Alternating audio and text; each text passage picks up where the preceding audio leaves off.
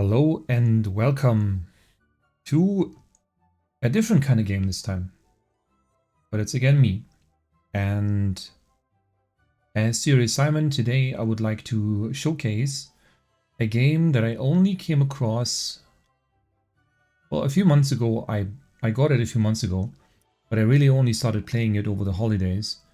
And I was very invested, I have to say. Now, this game is already 2.5 years old, so it is a little bit younger than Medieval Dynasty, but still something fairly new. And Let's School, as the name suggests, is a game where you take over as a principal of a school, and you are also the architect and responsible for the curriculum and everything around the school, pretty much, including hiring and firing of teachers and expanding the recruitment area. And so there's a lot to do, as we will see. So now we're going to start a new game as the career mode. There's also a sandbox mode. You can see that here. But I think the career mode is more suitable for what I want to do, which is playing the game, obviously, for you guys to watch, but also explaining a bit as far as I understand the game. I don't understand everything yet. I've also not really seen like the end game of it, because it takes a very long time, which is why I think it's perfect to make a second series. Yeah, this is going to be officially the second series on this channel. And so without further ado, let's get into it. So as you start into career mode, you can choose between different kind of plots. We have here the sort of, I guess, standard Sakura Valley, Peony Springs, Snow Cotton Town. Not played this before. It looks very cold. And that's it. 3 different maps so far. There's probably more you can download. I'm not sure. You can also not really change the climate, but you can kind of see the preview. The climate would be, obviously here it would be colder. But we're just going to go with the standard. And then the next thing is the game speed. Now, I like to take my time, and so we're going to set this to normal. And I'm going to explain what this actually means and how this actually plays out when you play the game. What else we're going to do? We're going to play on normal setting. This is fine. We're going to increase the starting funds a little bit. Exam difficulty, I'm going to leave all of this as it is. Asset price, I like to get a full refund, please. And disaster occurrence, I want to set that to low. It'll still be sufficient, I think, from my experience. So that should be fine. And I think that's all for now. Yeah, you can here do the starting aesthetic. Sadly, it doesn't really show a preview. I'm still not sure what exactly the difference is. But there probably is some, from my experience. So now that you've set up the basic scenario of the whole game mode, you get into actually staring at the loading screen. No. You get to set up the actual school details. So here we go. Letter from old headmaster. Hey, long time no see. I'm the headmaster of your old school. By the time you read this, I will be retired and traveling the world. The school you loved is in a bad state. I tried my best, but my best wasn't good enough. Now it's up to you. I'm asking you to take over the headmaster position. Please, do what I only dreamed of doing. I've hidden a treasure somewhere on the school grounds. If you revive our school, that treasure is yours. So, now we kind of get to see the aesthetic of the game. It is obviously kind of a little bit polygon, comic kind of style. I'm not sure how to describe it. A little bit of everything. Pixel, polygon, comic. Yeah. So now we're gonna set up a name here. I'm gonna make it a little more the way that I am. A little bit taller. Not sure about the weight. And hairstyle. Well, there are a few to choose from. I'm not sure which of these comes actually close to mine. Definitely not the hair color. Hair color would be something like this. Well,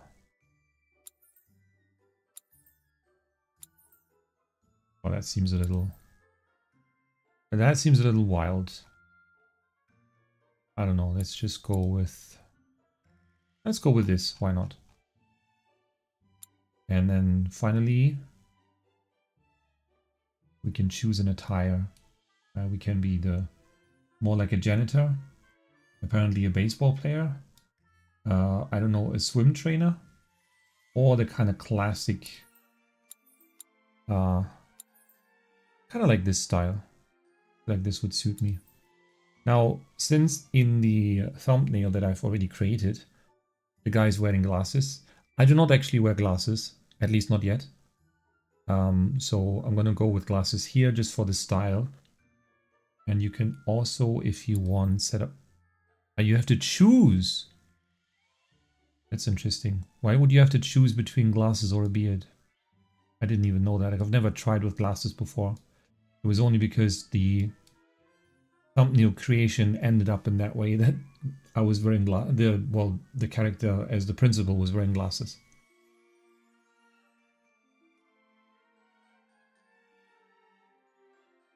Well, let's just go with that then. Or we just go with the glasses.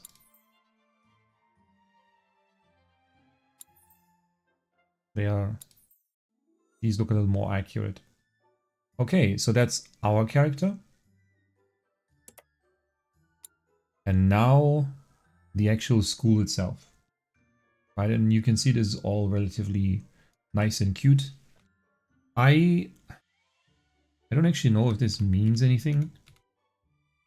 But I usually create this name here, Okayami High. I don't know, this has been the name for each of the school that I've run so far.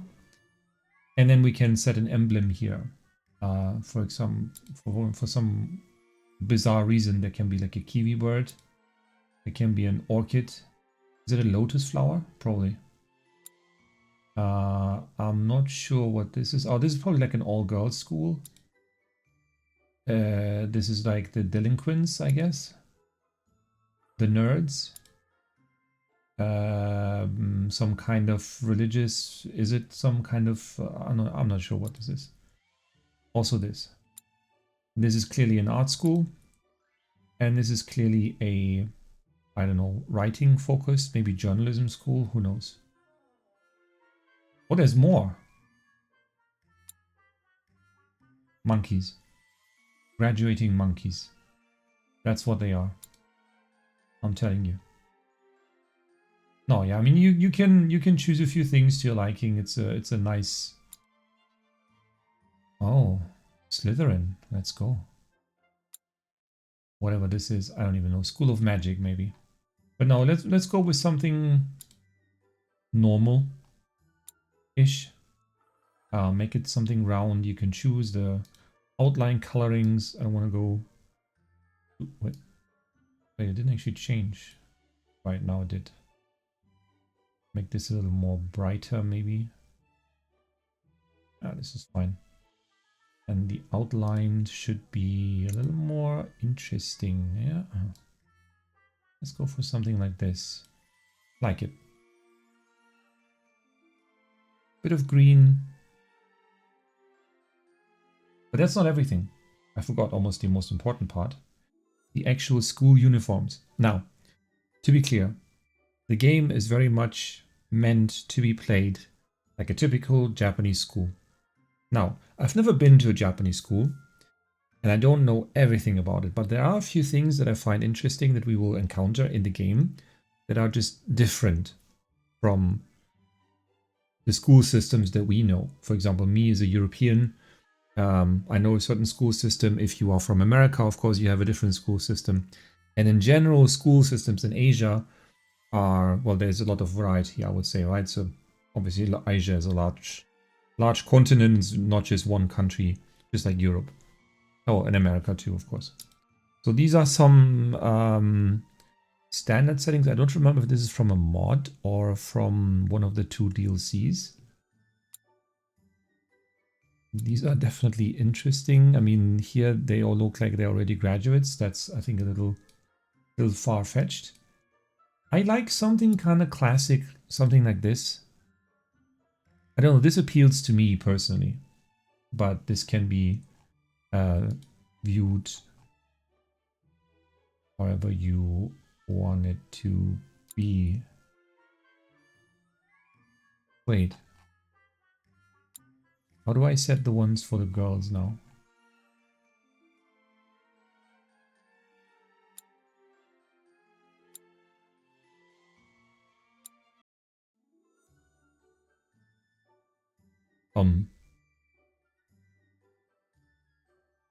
Male school uniform. What about the females?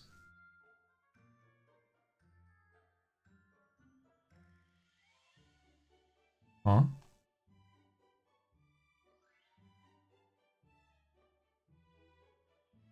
Wait, I'm confused already. I haven't even started playing yet. I'm already confused. I don't know how to change the female outfit. Ah, okay. That was the previous window. Never mind, okay. So this is kind of matching. I think this is a very standard uniform. Now, in terms of, to already start this topic, I guess, early, I like the idea of a school uniform for 2 reasons. Number one, it makes it, as the name suggests, it makes it uniform in the sense that it doesn't matter if you come from a rich household or from a poor household, you get a uniform from your school. And the second thing that I like about it is it creates a different kind of association. You are literally part of the school. You are a unit.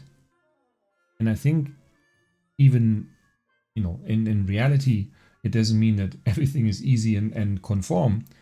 But as a starting point, I think it is just a great idea. Even if, of course, in reality, we know it doesn't always work as intended. And there are issues having uniform as well. People get very tired of it.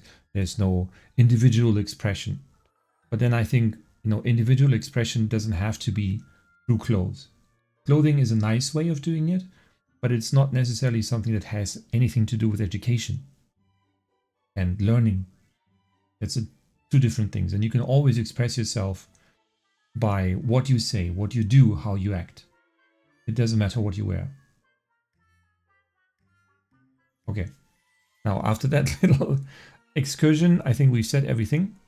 And now we can actually get into the game.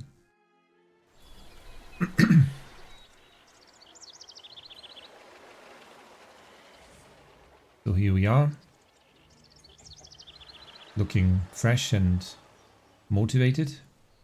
Yet.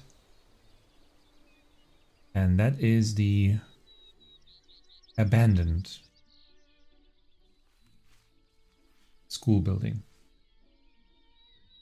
Clearly hasn't been used for a while.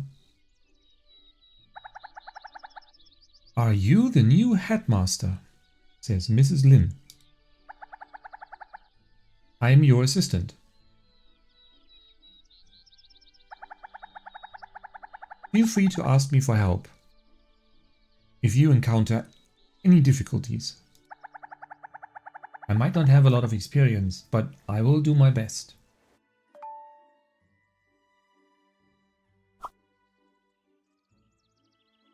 It's not easy being a headmaster. Oh, I haven't been told about your past work experience yet. So this is obviously the choice whether you want to go through a tutorial or if you're just gonna start yourself. I've done this a few times just to warm up, and I would definitely recommend if you play this game yourself, definitely do the tutorial. It does help, but I've already done it and I'm gonna go through the same steps anyway, pretty much. So, education goals. The school's education goals are to admit more students and help them achieve their aspirations. The higher the aspiration star level, the greater the rewards. You look like you have a lot of experience. That's a way to say I'm old. Thank you. Let's get straight to it. Okay, so now the game starts out being paused. And obviously there's a lot of UI going on, and if you look at it for the first time, it is a little bit overwhelming. Definitely was for me. So we're going to go through it step by step as we progress. Now, the very first thing that we want to do is we want to clean up this building as it desperately needs it. And we're going to use this little button on the down right corner. There's also a shortcut for this. Victory goal. Why is she already starting with this? I'm not ready for that yet, but okay. I want to build the most beautiful school, at least in this run. I want to do that. But there are different things you can choose from, obviously. Oh, that's very noisy. I want to educate the best students from all over the place, the strongest school club. So there's a lot of elements to this game, and we're going to look at this, but I'm going to stick to this one first. Nice choice. Thank you. Now can I get started? Alright, so now we are in demolish mode. We have to be very careful with that, and I'll explain later why. Now you can just click on different elements here and they will be fixed. Or you can get rid of rooms altogether, as they are not really needed in this current iteration that they are. There's also here this gap in the wall. Need to fix that. This is all fairly simple. And then this, we can already see it kind of looks like it's very inviting to be the very first classroom that we are going to have. I'm also going to delete a few more things. As you can see, this actually helps us. It gives us a bit of money. And there's also clearly random things that are meant to be destroyed that I cannot see what their purpose would be. So let's get rid of them. And there's also more. There's also a second floor and even a third floor in this instance. And if you want a fourth floor, but this is really just a tower that we can see here with the clock. Fairly, in my mind, typical Japanese school building, I would say. But you can really, this is only a blank canvas that you're starting with. You can do whatever you want. I could tear this all down if I wanted to. I'm not going to. I'm going to expand it. And then just to showcase that, you can, for example, do something like this and get rid of the main entrance and then replace it here in the building category with different kind of furniture. No, is it furniture? I think it counts as furniture, yeah. The doors and windows. There you go. That's what I wanted. So we have here something from one of the DLCs. But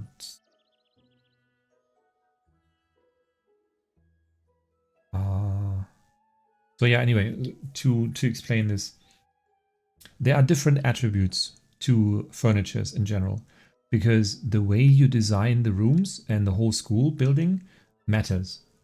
It matters for two different reasons. One is the kind of decoration aspect, how good it looks, let's say.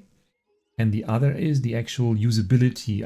I'm not sure what the actual definition here is. We can see here in this example, we have these +5 for environment, kind of, and +5 for, is it style?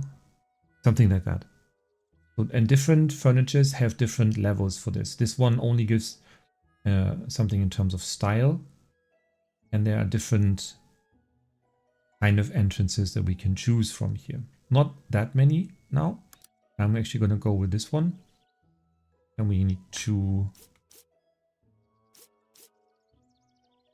figure this out a bit. Yeah, this works. And there we go. Right, and then we already have a slightly different look. I kind of enjoy this look. But again, there are many different things you can do. And you are going to unlock more options later on as well. But for now, we are limited to these options, mainly wood. This is a kind of a different water town. This is one of the DLC packs. Now, back to the ground floor. because that is where we are starting out for now. I'm going to delete this stuff here as well. The ground tiles you cannot delete, but you can build over them if you want to. And then I guess we're just going to start out really simple. You go here to the facility tab, and then you have here like the main kind of offices that you can set up. And obviously one of the main things is the actual classroom. And then you just go here, the space that you want to use it for, and set it up, right? And then you have the basic construction, and you obviously have to add at least one door. You can add as many as you like. A little blackboard, because you start out very, very simple. And again, then here the podium for the teacher. And then you can kind of start decorating the room. And this is done from this, first of all, this exclusive tab, which always focuses on the room that you're currently editing. So whether it's a classroom, then it will only show elements that go into a classroom as a must-have, right? And here on the right, we have the things that are absolutely necessary. Obviously, not only does the teacher need a podium to stand behind or sit behind, but the students also need desks to sit on, right? And in this case, we have here the shabby desk, but we already have something else, a Mori desk. And right, so this shabby desk doesn't provide anything except for something to sit behind. But this one actually helps to make the room look nicer. Probably it's a different kind of wood, and therefore maybe the chair is better too because it actually has a backrest. Makes a difference. And then we can set it up. And we can just say, okay, we're making like 2 rows to begin with. But again, you can fill up the room if you want, but you're not going to have that many students to begin with, just as a little information. Here we have something that's called a lunchbox holder. That's probably common in Japanese classrooms. I don't know. And then you already, when you're setting up this room, you can kind of see this is all very much Japanese style. But it may not be all accurate. Again, if someone knows about this, if someone is in Japan, lives in Japan, has visited a Japanese school, please let me know. I would like to learn about this. I find it very interesting because it's a very different system from what I have been part of as a student myself or as a pupil. However, looking at this classroom, it is a little bit, some things are missing still. Even though the most important elements are done. And technically, we could now say here on the top, we could say, all right, this room is finished. But it really isn't. For several reasons. Number one, there's not a single window in here. That's a problem. In my mind, for sure. Now, we could go with the very simple solutions. And we can also see here, there is a characteristic attached to this window. +4, visibility. Right? So obviously, if you want to study, ideally you are in a somewhat bright environment where you can actually see and you don't have to strain your eyes to read something or whatever. And this is kind of that element that covers this. And we can then also have, for example, these kind of windows here that have very different stats. They are also providing more visibility, but also more style. Obviously, they're stylish.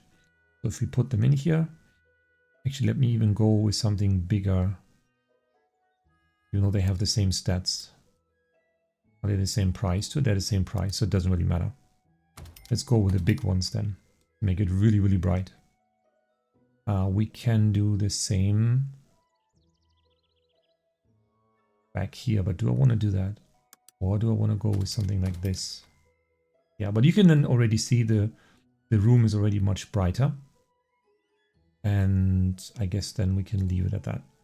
But we're not done yet. You can also install lights.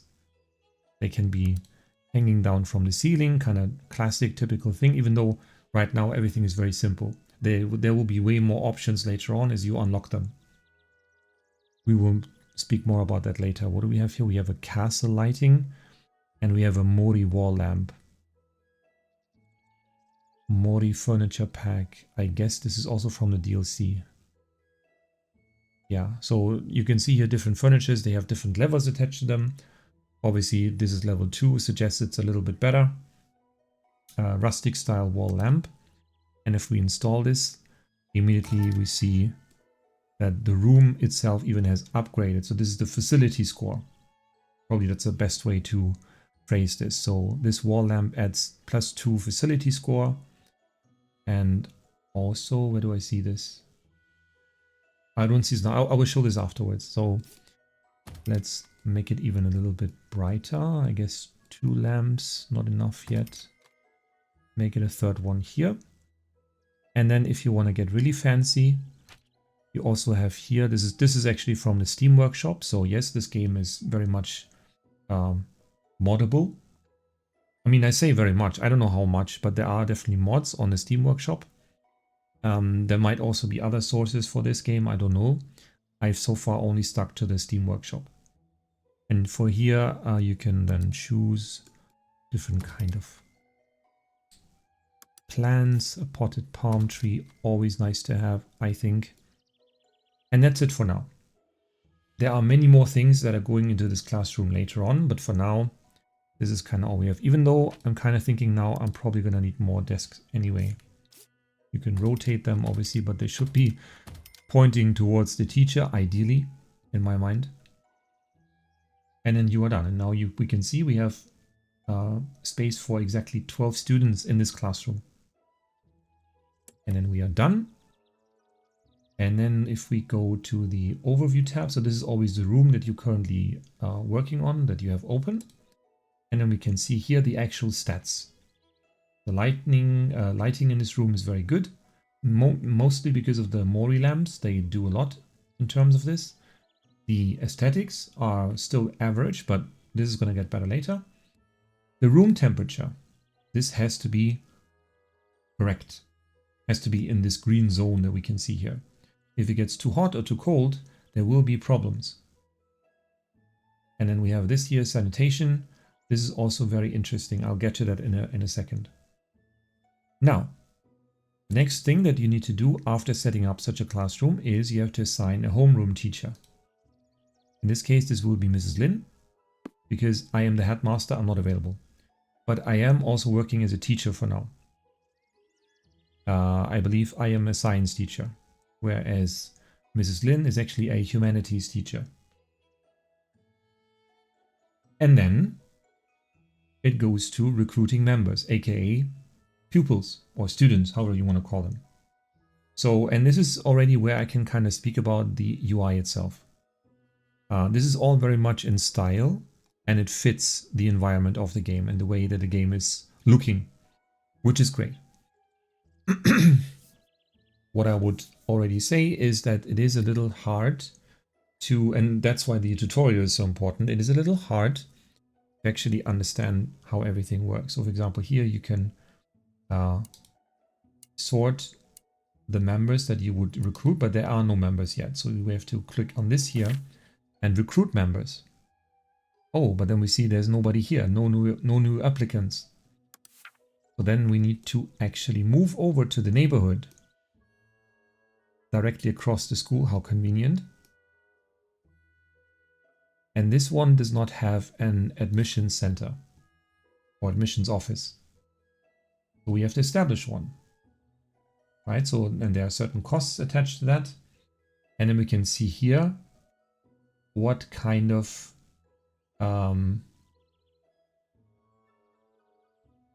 knowledge points. Yeah.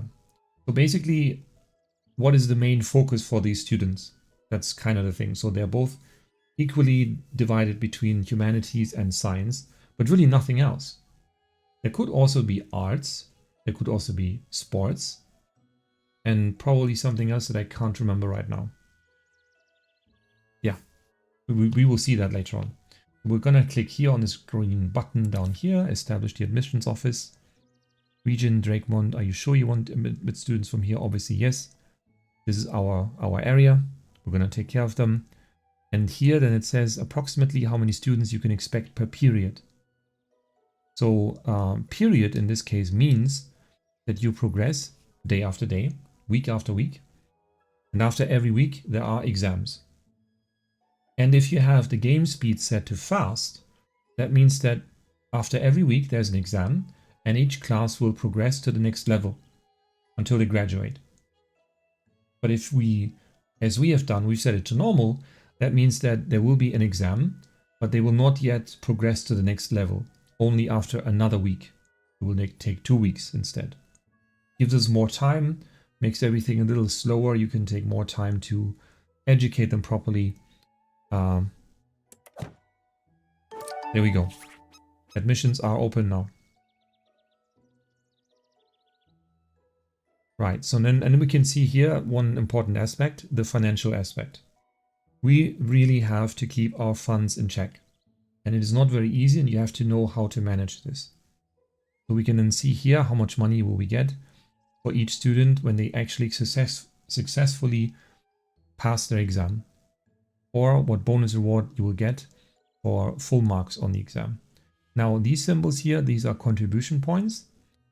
You can think of it as kind of the scientific achievements that your students have made and how this kind of trickles back into the community, right? Because you are educating the young people, and if you educate the young people in the area becomes more knowledgeable. That's sort of the idea behind this, but it is solved in this way that you have these points. And what you can then do, if I can show that here, you can invest into the community specifically. So the one community that you are recruiting from right now, you can then say, for example, here already you can say, oh, wait, arts promotion? Why is this arts? Strange. But yeah, you can do different things, and they depend on different things that you can actually put into it. So this is about these contribution points. You can see them here on the very top as like one very central element. So every time they pass an exam, you get contribution points. And the more you have, the more you can invest back. And when you invest back, it means that the next set of students that will be recruited, they have a higher knowledge base to start from, let's say. Does that make sense? I hope that makes sense. For example, we could already invest into both science and humanities, since this will be the main focus point. Here we can also see in terms of actual arts, sports, there's a general aspirations, and even fundraising for the whole community, which is like a very fundamental thing, obviously, to improve the living conditions, let's say. Right. So now that this has been done, we can look at these students here. You can, if you want to, you can change their names, but you can kind of see what kind of students you can expect to be. Here we have 2 game addicts. We have someone that's kind of forgetful. This has an impact, of course, in how quickly they progress and how much time they need to actually be qualified to take their exams. So for now, we're going to just admit all of these 5 students. And then we can go back to the classroom, which is marked here with a little symbol saying there are no students here yet. And then we're going to admit all these students. You can do that one by one, or you can select all of them and then they will all be added to this classroom. But that's not all. Of course, you also have to set up the teaching schedule for them. Now, this looks a little complicated. If someone plays something like a football manager, so it reminded me in the beginning of this, like, oh no, I have to set up the training schedule. That looks very difficult.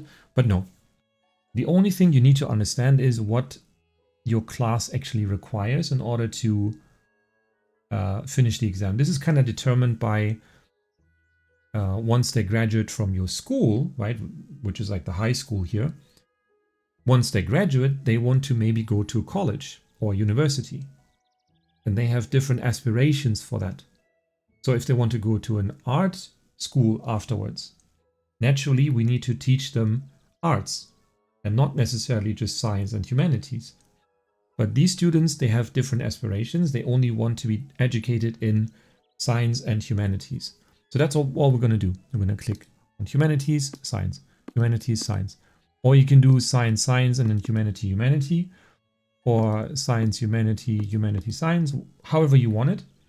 The only thing that matters is that you have enough points, right? You can then see here the students are kind of filling up with knowledge points. And if you reach the threshold, then it becomes very likely that they actually pass the exam, right? So for now, we've only set up kind of half the schedule. So right now, all our students would actually fail because they would not be educated enough to pass the exams. But if we continue filling up the schedule, then this is going to change. Boom. Now later on there will be much more variety. There will be all sorts of things we can set up into the schedule. This is a very basic one to start with. Now we can see that 4 of our 5 students are estimated to pass. You can see here also what are their aspirations. They want to go to the Marina Heaven College of Marketing. Marina Heaven? Not sure. That one student,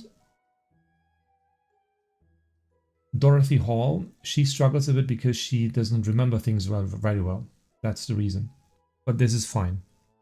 So this is one element. Now we've set up the class and the schedule. That's done. Now, one other important aspect, and this is a little tricky to get into.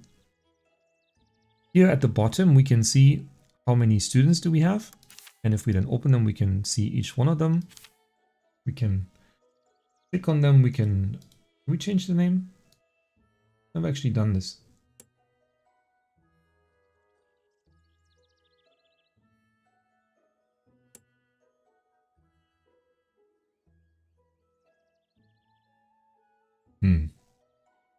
Maybe you can't. Not sure. But you can find out a lot of things about them. What is the level of discipline? How are they doing in class? Are they satisfied with everything? Are they rich? Are they poor? What's the family situation? How do they get to school? And how much pocket money do they have? They have a lot of pocket money, actually. That's, yeah, they're very definitely rich. And we can also see here they have a video game console. Very, very bad. Discipline is a thing that is really, really important in this game. And so something like having a video game console at school is absolutely not tolerated. But now I'm cheating. I'm looking into his inventory. As long as he doesn't actually take out the video game console and starts playing, everything's fine. Then we can see here also, this will fill up later, this probably doesn't really make sense. Here we can then see who is he friends with. He, she, I don't actually know. Not clear. Doesn't matter. Right. And then here in this overview, we can also see the teachers that we have. Obviously for now, we only have 2. And then the next very important thing that we need to do is here at the bottom right, the little small, the training. Then we can say, okay, add a new training plan for our teacher, in this case, Mrs. Lin, because we want to increase her teaching proficiency. And that will directly influence how successful our students are going to be in terms of passing the exam. So once she increases her teaching proficiency, we will then see here, where will we see that? Here. It's very likely that even Dorothy Hall here, she is actually going to pass. We will see that once it happens. Okay, so now we have the very basic principle done and we can actually start to unpause the game for the first time. And soon we are going to see, they're already very excited, we will see the first students approaching to go to school for the first time. Here over the crosswalk. Isn't that Dorothy? Yeah, that's Dorothy. I'm very happy that she didn't forget to show up to school.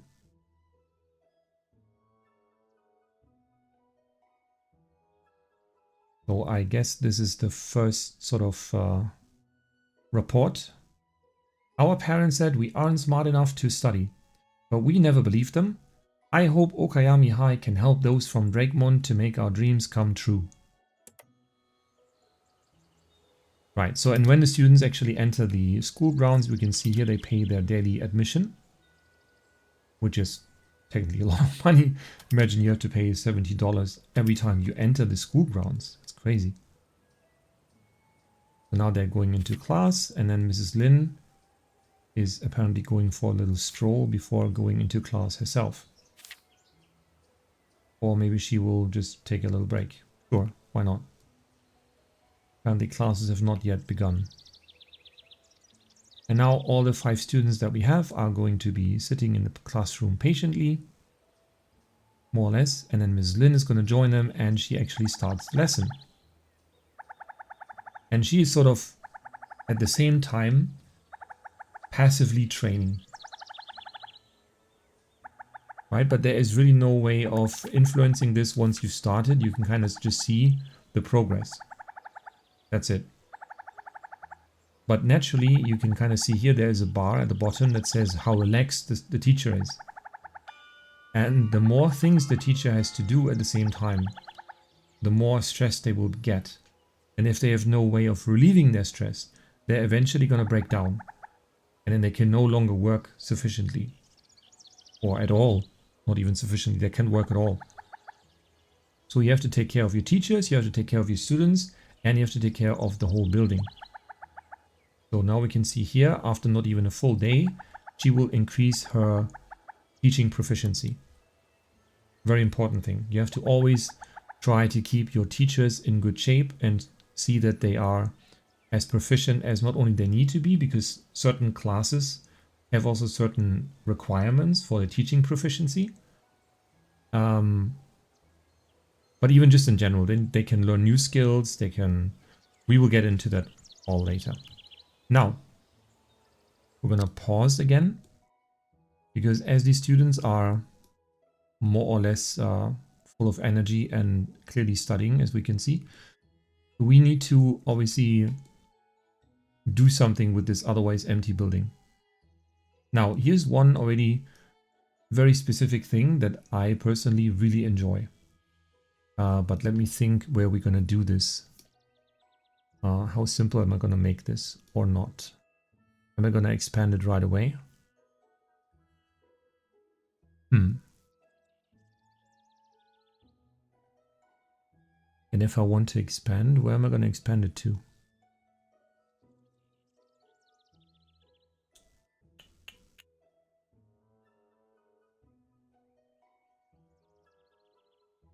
Okay, let me think. We need to kind of plan ahead. So there are a few buildings that we definitely will have to place.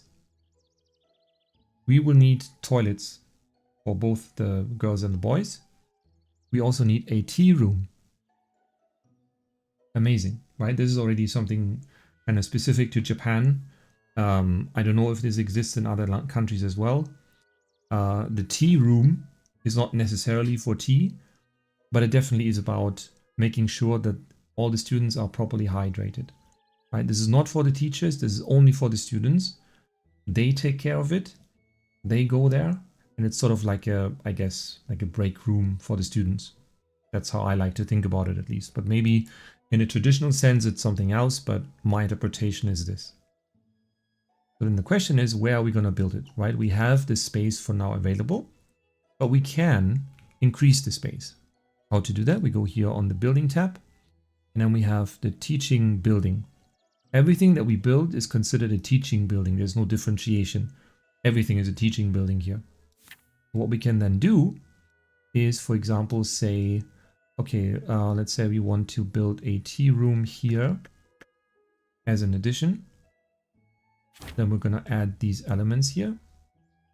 And if we don't like the size of it, we can make it even bigger. And then we can decide how big the tea room is actually going to be. Now, I of course already know that this is not even enough. We're going to need more space, which is kind of why I picked the higher starting cash, so that we can simply do more and already expand the school to kind of the size it needs to be. Because, for example, if I now start setting up restrooms for girls and the boys, I will not only have 5 students for the rest of the time. Obviously, there will be, I don't know, 30, 40, 50, 60, how many students, however we want. And so we need to have sufficiently large facilities to actually house all the students, pretty much. That's the point, right? So what I would like to do is add something here to make it a little more shapely. And here as well. And then we're just going to go like this. Big extension. That is just for like the basic setup. So then we unpause again, and then we can just watch this being built. Kind of passively, I guess. And already the first class has ended. Now there's a break. We can always see here in the top left. Now there's recess. And the students are becoming familiar with one another. I mean, you would think they probably already know each other from neighborhood, but never know. They are arguing now. What are they arguing about?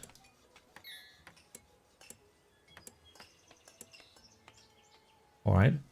Yeah, so right, all these students, they have their own things going on, their own sets of issues. Sometimes they do something they're not supposed to do.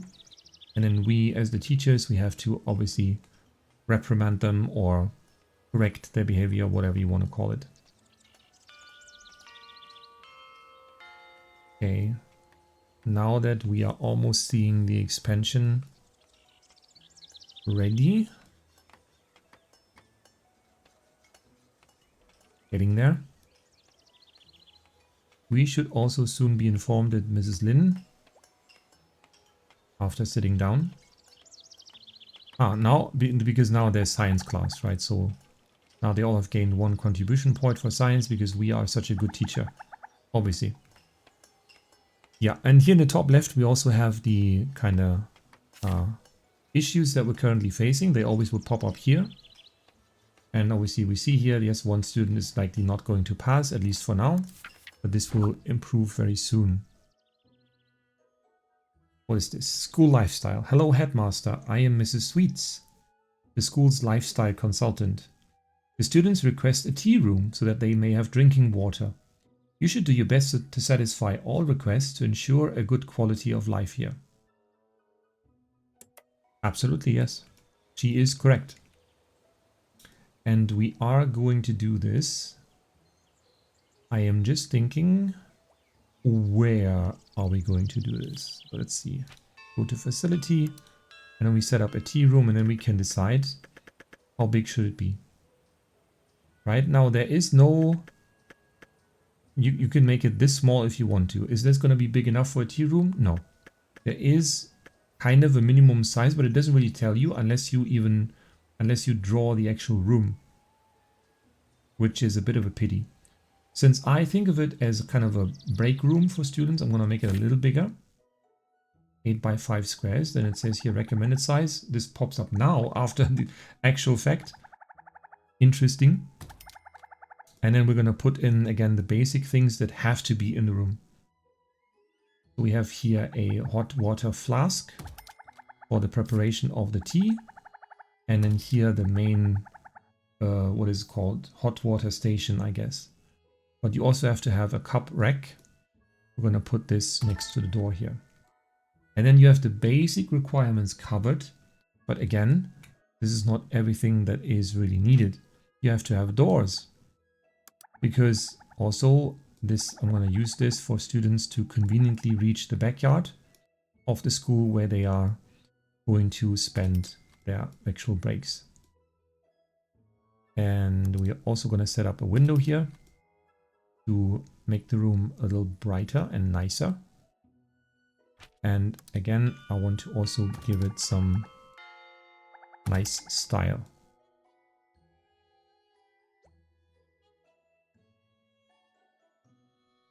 I think you can also, let me see. So this is more like the general overview. I don't know, this is not really sorted necessarily in such a way. Like there is no specific tab for seats. Benches here. We have here a shabby bench that we can set up here. But this is not necessarily sorted in a way that really makes sense.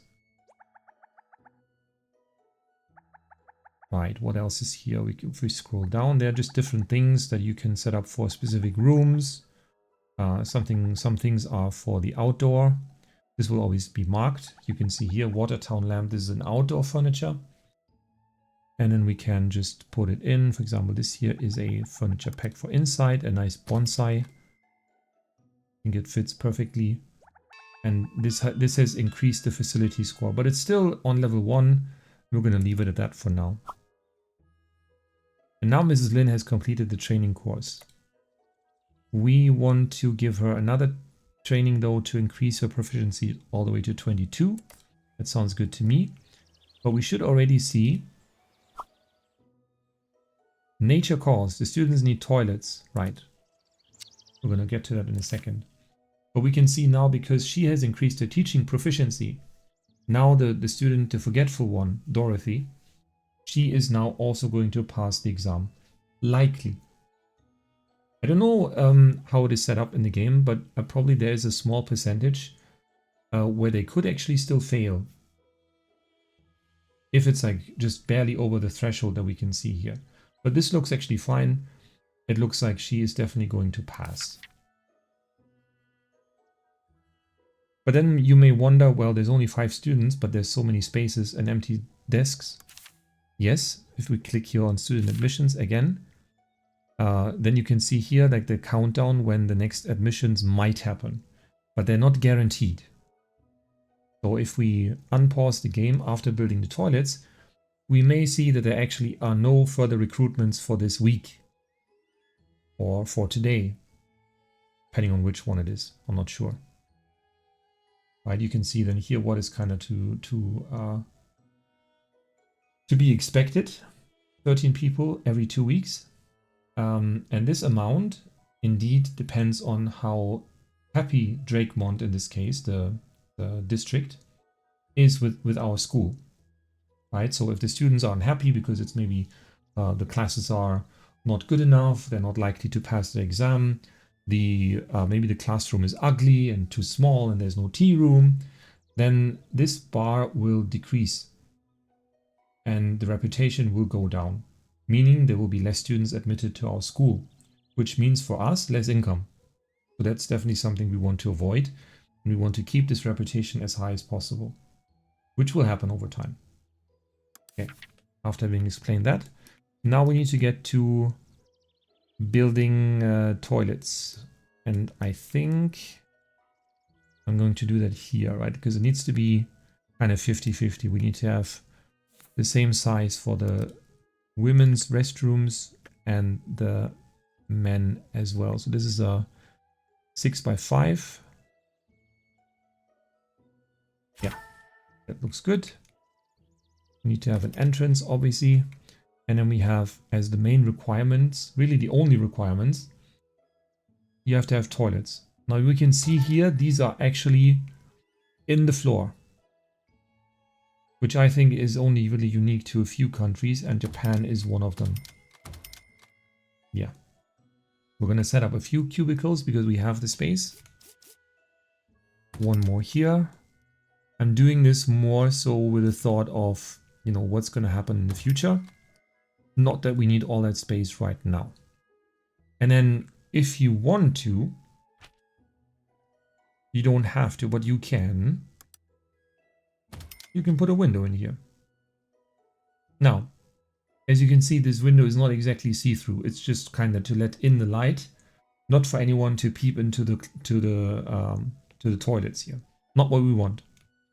But it does help the room to be more attractive and more comfortable for the students.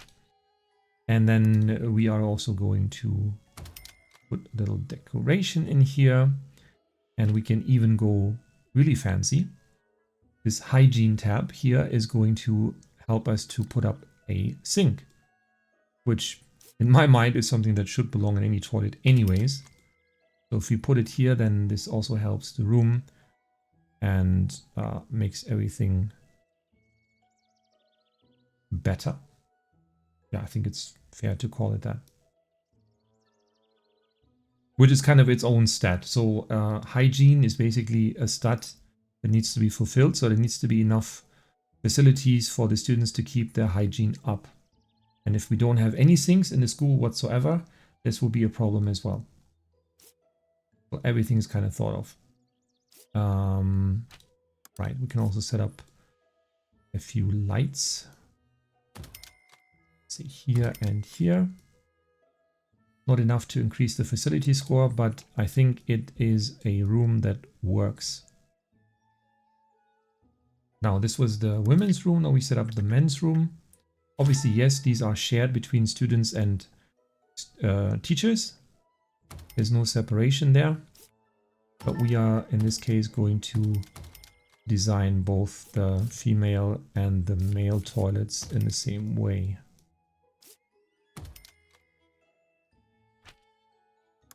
So the same light goes in here as well. Nice. Can be a different tree, but it's going in the same direction. We had a sink here. Boys need to wash their hands especially. And oh, the lights. Forgot the lights. Lights are set up and we're done. Okay. Then we can progress.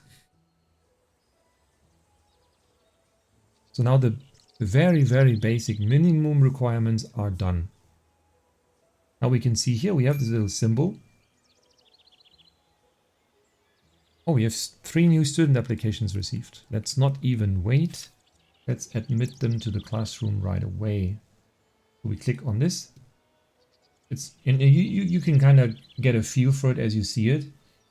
The UI is a little bit complex. Right? Once you know it, it makes sense and all, it's fine. But it definitely is complex. So now I've admitted these students, but they're not yet in the class. I have to again click on this and then select them from the ones I've just recruited to add them to the actual classroom. That to me does not make sense. If I went to the classroom and recruited them, they should be automatically in the class. But no. Anyway, we select them all here and then they are added to the actual classroom. And then they are probably going to show up soon-ish. Yeah, there's the first new student. Here's his tuition fee for the day. Very good. And we are off to a good start. Right, but then when we go back into the facility tab, we can see here there's more to build. A headmaster's office is something that we already have. We can see we can only have one of them anyway, because there's only one headmaster, that's us. And this is a separate building. Not sure why. Let's delete these. Who needs them? And yeah. Then the next thing that we should take care of immediately is the research room. Very important, because everything that you can unlock in terms of new buildings, new furniture, is done in the research room. Even new kind of classes. What are they doing here? So if this pops up here, we can click on it. There you go. Some students are secretly playing a video game. I knew it. I knew someone would eventually pull out the game console. They cannot resist. So then we can see here 3 students are involved, and we can then tell a teacher here, hey, stop them. And here we are. We know. We come running. We say, what is this? Or what are you doing? Stop it. I'm so sorry, they say. They don't really mean it, obviously. We know that. Don't do it again. Yeah. Right, so you can see, you can really just watch kind of what they're doing. Yes, you always have to be involved. After all, you are just represented by the principal. It's not like he does anything on his own. No, we are the principal. We have to take care of everything. Okay. Now, as a next step, I think I'm going to set up this research room right away. Is this big enough? Probably for now it is big enough. We're going to put here the door. Then we have the chief researcher desk. We're going to put this on this wall. Then we have a planning board. And we have research seats for the other teachers that are doing the research. beside the main researcher. I'm gonna put 2 lamps in here, but we also want some nice windows, maybe even something bigger. Yeah. Students are heading home. The first day of school is about to end. Have you gotten used to the school yet? Let's work hard and be the best school ever. Miss Lynn is very excited about this. Okay. Now I want another window in here. And I also want a nice tree in the corner. Is there anything else we can set up here? Yeah. So these are the minimum requirements. As long as all these boxes here are ticked, the room is technically fine to be run. But sometimes in this exclusive tab, there are even more things, right? We've set up the research desk, we have the chief researcher desk and the planning board, but we have not the research schedule board. But we can also put that in here. And also we can include a research file cabinet. Now we will see if we build this and put it into the room, that room is also going to upgrade to the facility score 2. Right? And this affects the efficiency of the things that you're doing in the specific room. So if we have a tea room here, it will be more efficient, meaning it can provide more drinks to the students. In terms of the research room, that means that the research done here will be 15% more efficient. Simple stuff. Right, so then we tick here the green box to mark the room as done, and then it can start operating. But wait, we have nobody to do the actual research. Right, and we can see here, this is the research skill, this little magnifying glass. We're not very good at that. We are just kind of a manager, and Mrs. Lin is decent, but I think we can find someone better. So similar to the student recruitment, we can then click on this little green button here and see if we can recruit new teachers. Maybe someone like Rena Allen here or Oliver Curie, but I would probably prefer Rena Allen because training proficiency. So that means how much training can they actually do in order to improve. Now, Oliver Curie here has a very low score. That means there's not much training. He cannot really get much better than what he is already. Rena Allen, however, has a higher skill.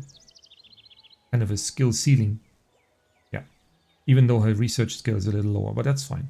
We're going to recruit her. You can then see how much you have to pay her every day. And a basic fee to even recruit her.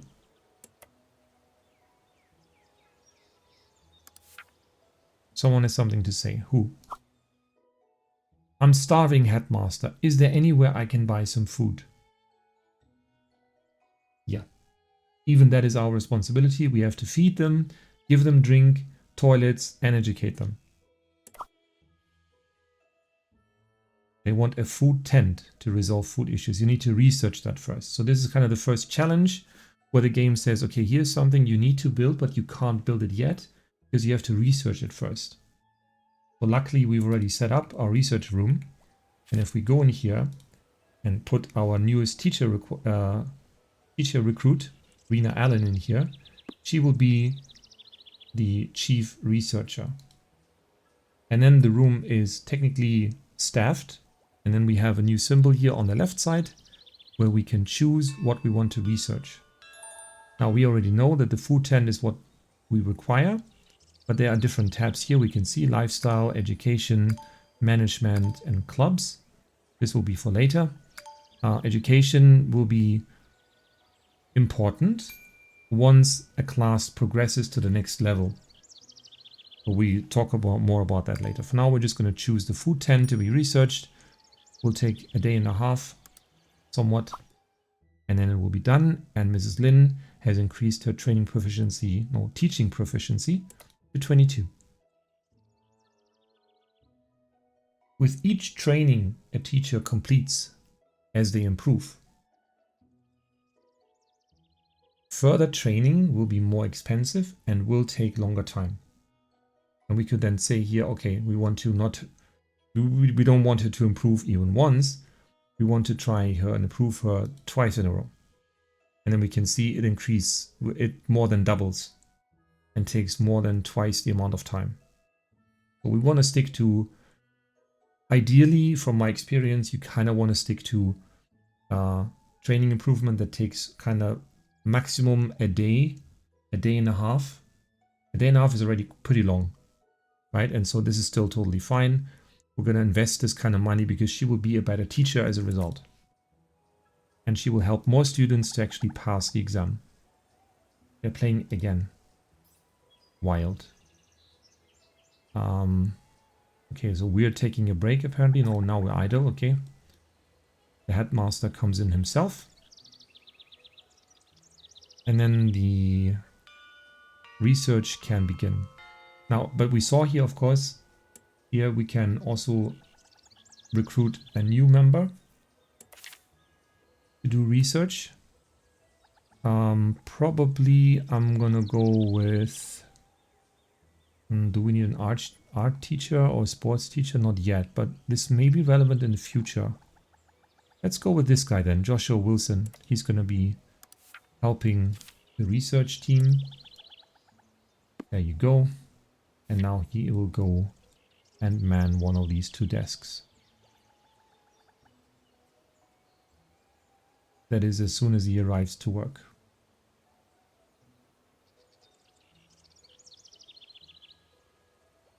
Where is he? Ah. I think that's him. That is him. Joshua Wilson. Hi, headmaster. Welcome to your new job, your new life.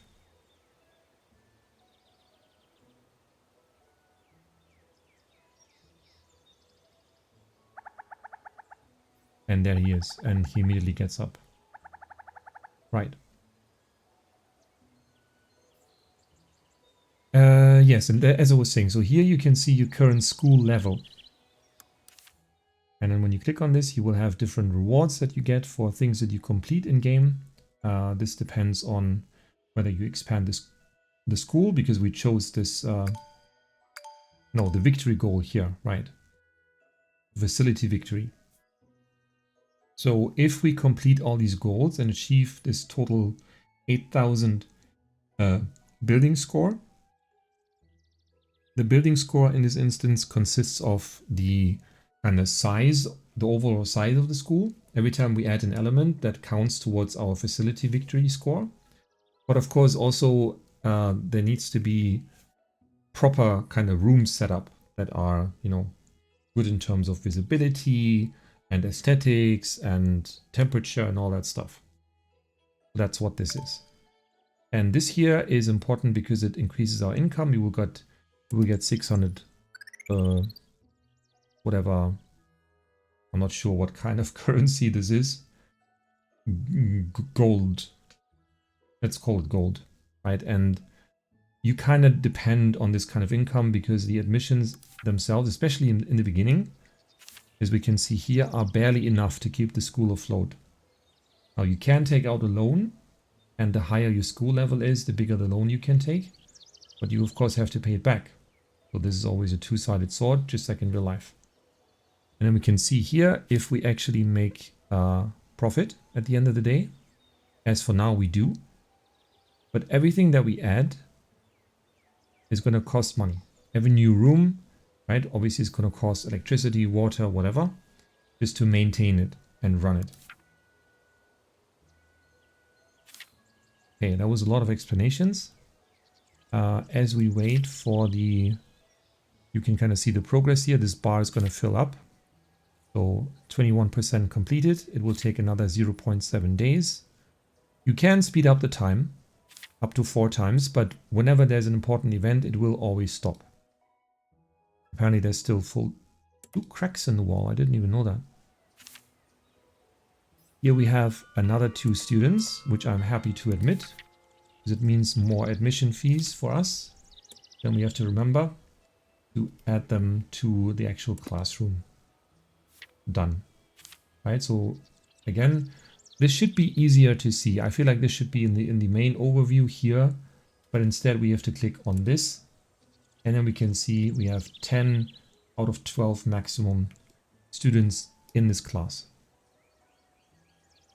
And are they all going to pass the exams? Yes. The estimations say they are good to go.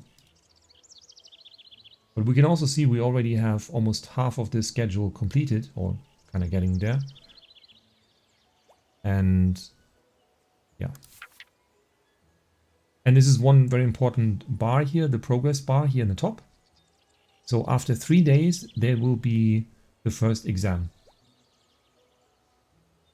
And this is always an important event. We're gonna play the game until we actually reach these 3 days, and we will see the first exam being done, and that will mark the end of the first episode.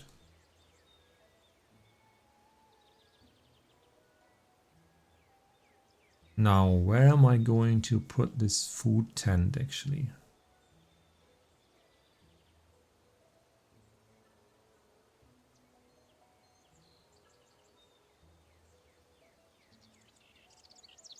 I'm not sure yet. We can later on, this is a bit of a spoiler, but okay. We can later on also set up a cafeteria. So the school tent is definitely only a temporary solution to the problem of the students requiring food while they are at school. It's kind of the budget version of the cafeteria. And it will be outside. Yeah, basically like a food cart. So we're going to see that in a second. So we can already check here. We pretty much have built everything.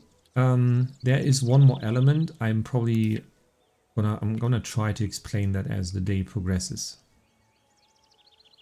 while we are finishing this research here. So if we click on management here, this is something that they have added, which I'm a bit on the fence about, because this is a very complex system. We can see here every room that we are setting up has a management requirement. So basically 5 management points for the men's room, 5 management points for the women's room. And this all goes back to us, the headmaster. As for now, there's lots of room to manage everything. But as the school becomes more complex and as we add more rooms, this is not going to be suffice. And quite soon, we will need an additional management to help us. Right? So every time we build a management, as in here such a management office, for which of course we will need to hire someone with a specific management skill, then they will become their own management entity in this overview. And they will have their own amount of points that they have depending on their skill, depending on the management room, how it is set up, etc., etc. And this becomes a very complex system to manage later on, and I find it a little annoying. But yeah. Now I'll explain it anyway. Okay, now we are nearing the end of the second school day. And are halfway done in the 5th period. And we have completed the research of the food tent. Naturally, we want to keep researching. The next thing that we actually need to research is an employee break room, which I already know because I've played the game a few times and started over many times to kind of figure out what is kind of the best start to get into the game.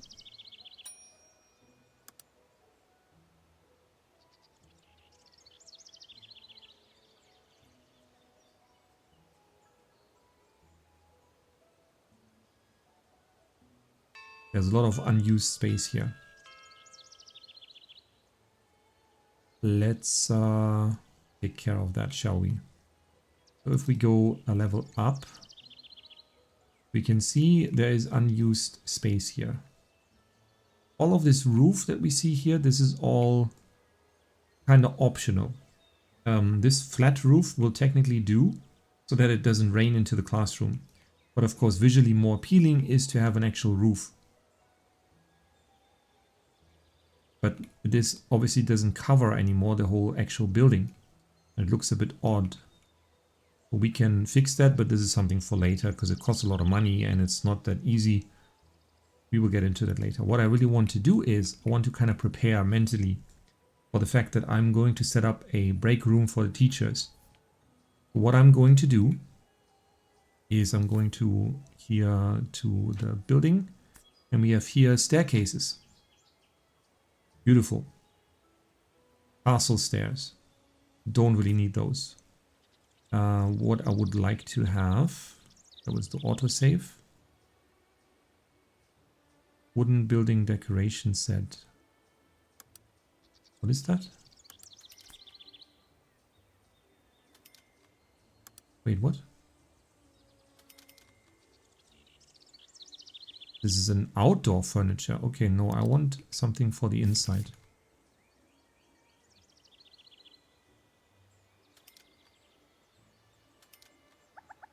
They want to go sideways. Okay. Is that because there's the roof here? Oh, yeah. What if we delete the roof? Oh, no. This is a random event. They also happen from time to time. You always have to keep an eye out. A group of hornets are building nests on the school building. They are dangerous and may attack your students. Find the hives and remove them. Of course we will. So now we need to go... wait, we're gonna keep training our teachers, of course. Rena Allen, our chief researcher. I want to train her for her research proficiency.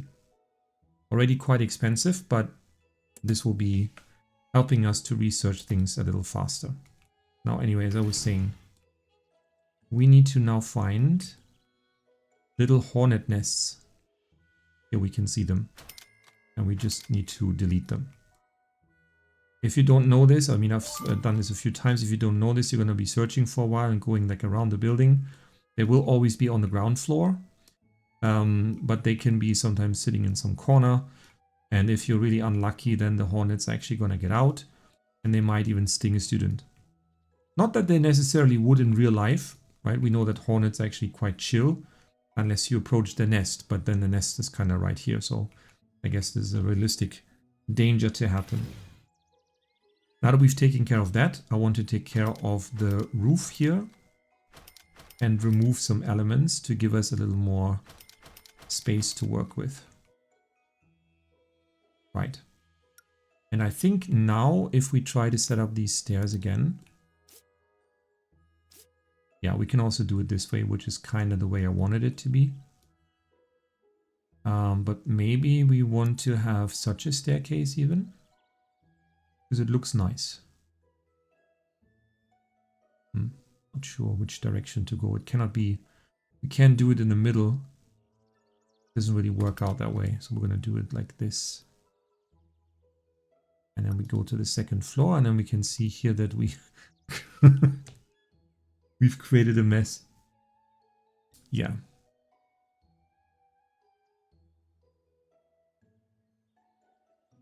Alright, fine. We'll delete all of these elements. Right. And then we are going to prepare, in this instance, go to the teaching building thing, and we're just gonna turn this all into an actual building. For now.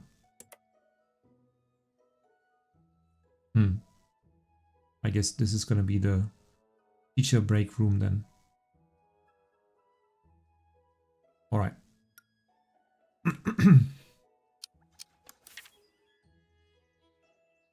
Yeah, so we've completed something. This will be added to our points.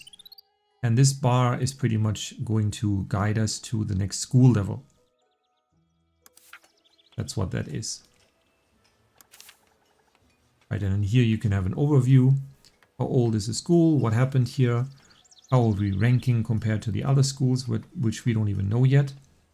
This is kind of a thing that we cannot do yet. This is going to unlock, I think, after the first exam. But we can see here how satisfied is everyone, how relaxed is everyone. Community admission speed is average. That's because if we look here, half the week is over now. We must keep a close eye on every classroom's aspiration progress in the course schedule and ensure as many students as possible achieve their goals. Meaning, we need to make sure that as many students as possible actually pass the exams. That is the goal. But also, I want to make sure that Drakemont here is going to grow, or that we as a school grow a reputation in this district of Drakemont. Or we cannot invest anymore into these fields. I mean, we can invest into art promotion and sports promotion, but the problem is the vast majority of the students don't need this. They have no aspirations for sports or art. They care only about science and humanities, so it's not necessary to waste these points on that. We can save them for something else later. Right, now we can set up this school food tent. Right, so we're gonna do that right here. That is fine. This is gonna be the main, like I said, like a food cart. And then of course we need to have some desks for the students to actually sit. Yeah, I don't want to have too many of them. We can then also add here some pile of materials, and then that's good to go. But as always, someone actually needs to be on this food stand, food cart. Well, we also need to kind of choose the menu. This is a very limited choice in the beginning. We have a 1 meat, 2 veggie combo, a never changing combo that is filling but not particularly tasty. So yeah, it does the job, but it's not great. And this means every time someone buys this, we get 15 gold. Let's say gold for now. It's easier. So now we have to actually hire a cook. So we have to here see the support staff recruitment tab. And then we here have a chef, Samantha Morgan. We also have Ronald Parker. Her cooking capability is 11. His cooking capability is 12. He also costs twice the amount to hire him, but he also has a higher skill ceiling. He can be trained a little better. So let's hire this guy. And we have to go into this tab again.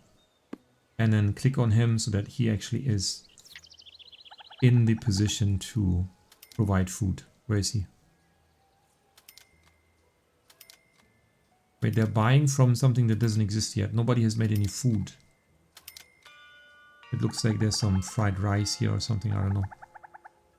Here he arrives, the new cook. But sort of, in a way, everyone that you have is kind of considered a teacher. Even when they're not. Yeah, but then the strange thing is, here only the teachers are actually listed.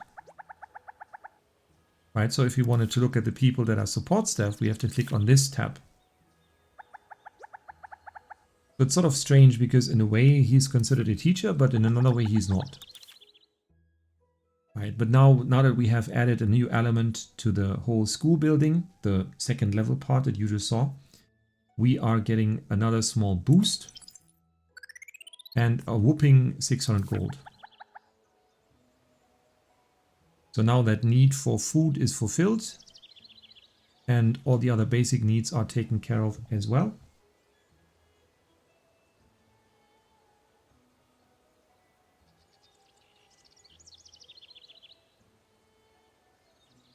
And yeah, the school is running while we are pondering over, I'm not sure what, nothing. And yeah, this looks all very basic because it is, right? This is really just still the same old, nearly abandoned school building. What's going on, Miss Lim? You have a request? After a few days of hard work, the teachers, meaning you, have asked for a break room so that they can rest and recharge their work energy. Yes, already on it. Already halfway done, in fact. Kind of.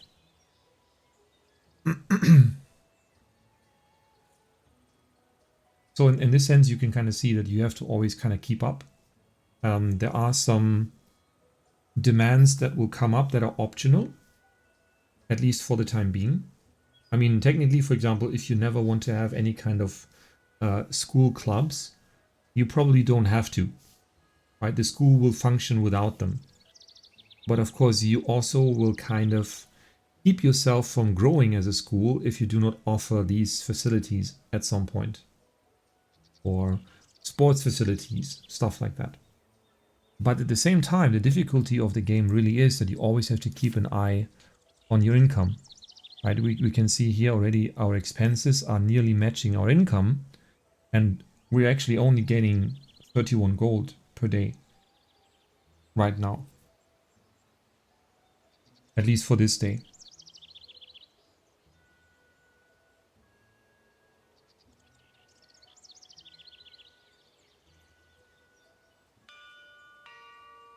No, not even just for this day. This is like a generic overview. So literally when we were barely making profit, and it's already a little tricky.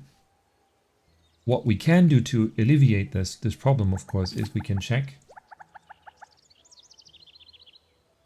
It's dirty. Ah, yeah, okay, good point, good point. We can already see here, it's getting indeed a little dirty. Now, this is one interesting aspect that I would like to briefly talk about. So, as far as I know, and again, please correct me in the comments if I'm saying some nonsense. I by no means claim to know everything, but as far as I know, in Japan, it is common that a school does not really have cleaning staff. I mean, maybe they have cleaning staff specifically for the toilets or certain parts of the school that students don't have any business with. But the main buildings, the classrooms specifically, but also something like the tea room, they have to be kept clean by the students. I think they may already do this as early as elementary school, right? Because they have a different system, a different kind of understanding what education means. Education does not just end and begin with science or humanities. It is also about life, about things that you need to be able to know and to be able to do, which for me as a European who has never lived in Japan is something that really appeals to me, because I'm thinking, yeah, you know, what I learned in school has not always a lot to do with what I need in life to help me to understand things and make sense of things. Even something as simple as cleaning something that you use every day. So anyway, long talk. How do you fix this? You go here into the furnitures. You can go into the hygiene tab. This would be easier. And then you can see here simple cleaning supplies. Right? And then you can see here it has an attached cleaner range to it.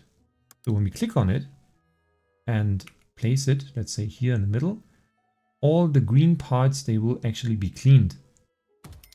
But only those, nothing else.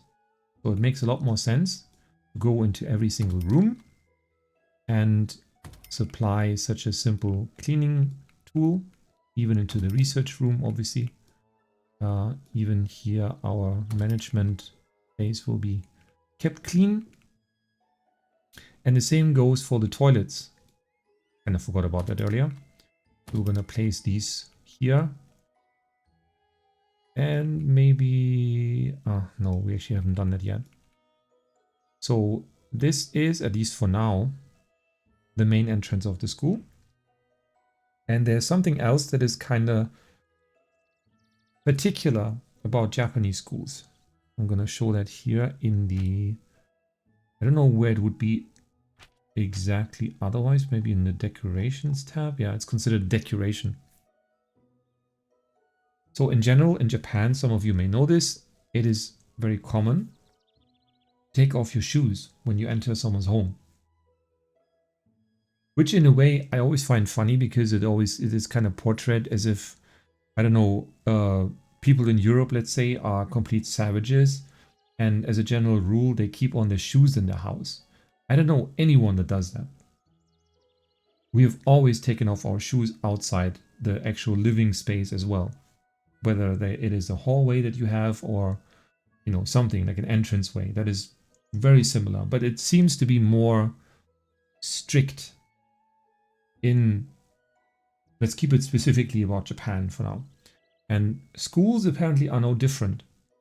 So we have here these shoe lockers, and then we can set them up in this way so that they're actually facing the right way, or we can put them in this side. That is fine. And then this is where students are going to leave their shoes as they enter the building. And then we can also create this little wooden pathway here. Which one shall we take? Oh, let's take this one. You can kind of see it goes left and right. This is like an elevated kind of path. So that the students know, okay, this is where you can walk with your outside shoes. But as you leave this, boom, you better be wearing your school shoes, sandals. I don't know what they are exactly. Right. We're also going to put up these umbrella stands for, well, you can guess, for umbrellas. And we're going to add 2 lights here just to light everything up a bit. You can do a lot more already if you want. Even at this point, we have some things here. We have an appearance chart so that every student makes sure that their uniform is actually properly, I don't know, put on, let's say. We can install things like a fire alarm here, which actually reminds me, we not only need a fire alarm, we even need a firefighting equipment, like buckets of water in this instance. As we are cooking right here, right, it would be quite the crime to not have firefighting equipment nearby. A wise choice. Anyone who has played this game know why I did this. Yeah, but you also should have an outdoor sink where the students can wash their hands, as this is pretty common in Japan. Hygiene is definitely something that is important. Now, you may think that this is already quite cute, but it actually gets better. Yes, you can even, shall we say, recruit, adopt. Adopt is probably better. You can adopt an animal into your school. And then you can kind of decide whether the kind of little house for the animal will be in the school building, or whether you want to keep it in the teacher's break room, or maybe even in the tea room. That is totally up to you. There's no limitations there. You just kind of have to keep an eye out. So eventually a cat is going to kind of wait at the school entrance and is going to ask us to be adopted. We're going to see that in a little bit. Okay. What's happening? What are they doing? Again, the gaming. It's a disease. I'm telling you. I'm sending the cook. You guys think you got it going, huh? But no. Stop right there, criminal scum. Yeah, you are sorry. Don't do it again. Give it 10 minutes, he'll be doing it again. You already know.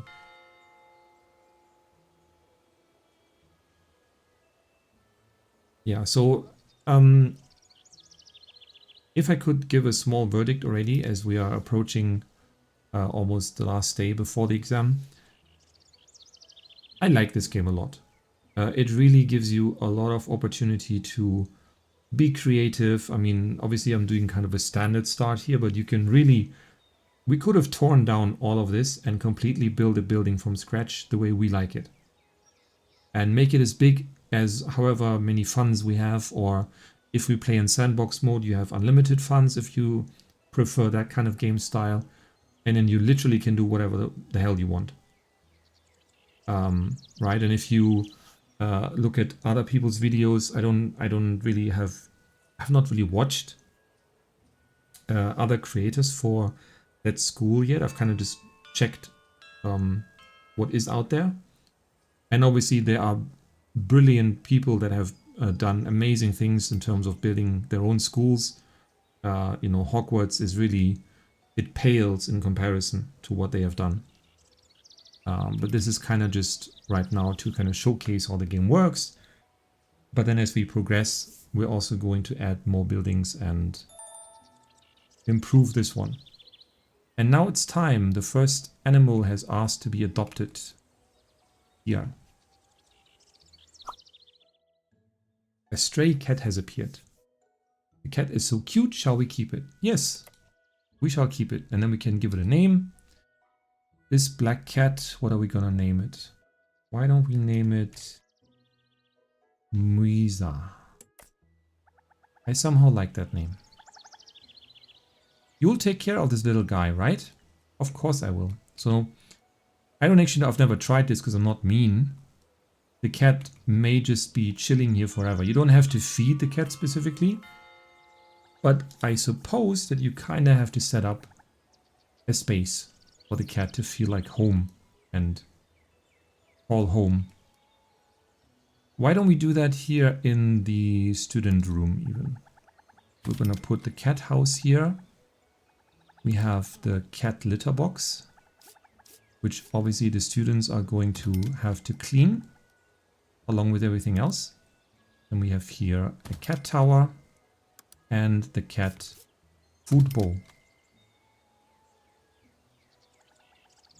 I'm no cat expert, but I think cats don't necessarily like to have the water and the food right next to each other. But anyway, this is how it's handled in the game. And we're gonna put a banana peel. I'm not sure what this is for. Oh, I'm sorry. Elsie. That's mean.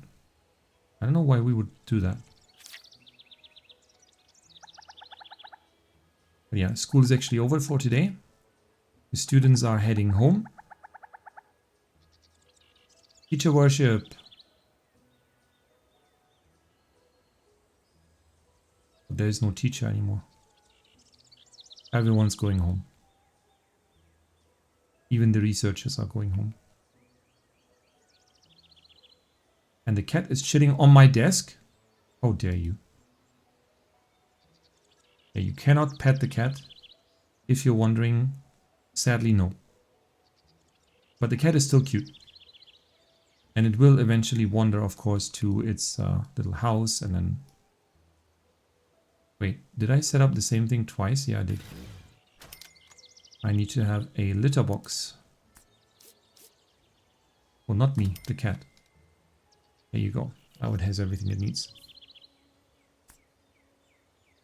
Yeah, so after school, when nighttime comes around, the time automatically speeds up.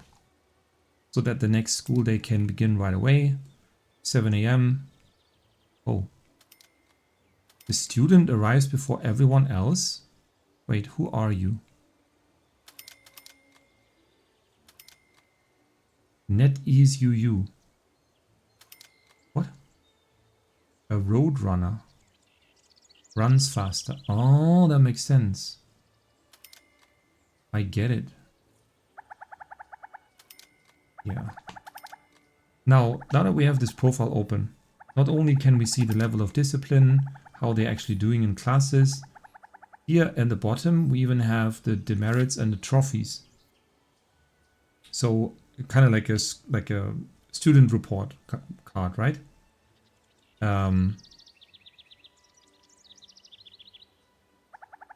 Yeah, you can see a lot of interesting things here and take your conclusions. If some facility is maybe insufficient, not enough public toilets to satisfy demand. I don't think so. I am pretty sure that we have enough toilets. Right, so now here the training for Rena Allen, the research, the chief researcher, in fact. Doing another round to increase her research proficiency is too expensive. And it takes a long time. I don't want to do it. It's too much money. I don't want to waste money like this. The reality is kind of this, the teachers that you will get are sort of dependent on your school level. And since our school level is fairly low, we don't really get that many good students. Teachers. No, the students, they can be good, but the teachers, they're not very good right now. And they will have higher stats later on. But some of them may already be talented enough so that you can actually keep them and kind of guide them through. And yeah, anyway, long story short, we're not going to continue with the training for her. But we are going to continue with the training for Joshua, because he also should improve his research proficiency. Yeah, this is still not too much money and doesn't take too long, so let's go for it. And then the break room will almost be done. The first period begins. 97%. Come on, get going. No, don't leave. Yes, continue researching. No, where are they going?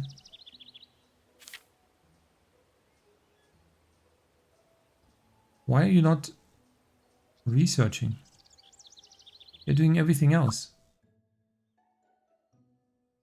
We've really got to focus on cleanliness. Remember to build cleaning supplies in the areas that are dirty. What's dirty here? I don't see anything dirty.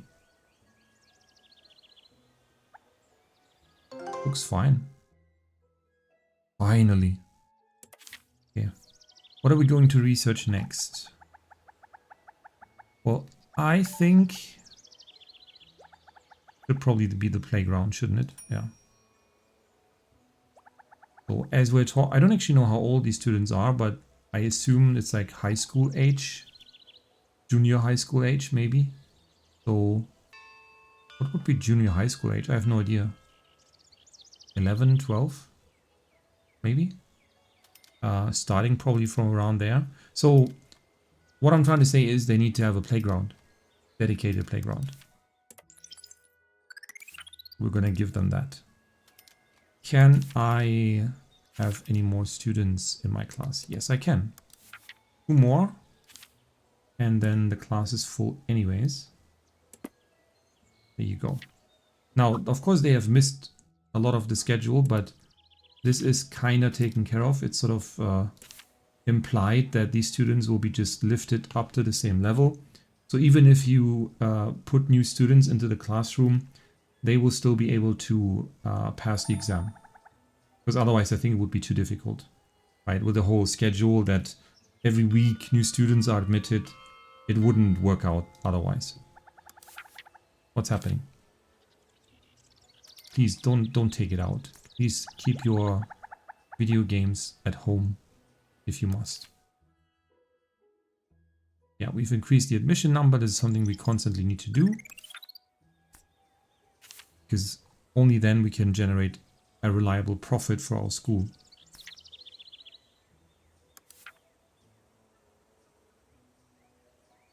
Yeah, so technically, this student that keeps inviting other kids to play with his game console, he could now be expelled. So if you wanted to be really, really strict, you can do that. I can honestly say I've never actually expelled a student so far. And nothing happened. Nothing bad anyway. I mean, yes, they're gonna keep kind of causing trouble. But I mean, they're kids. I mean, what else are they gonna do? Kids always cause trouble.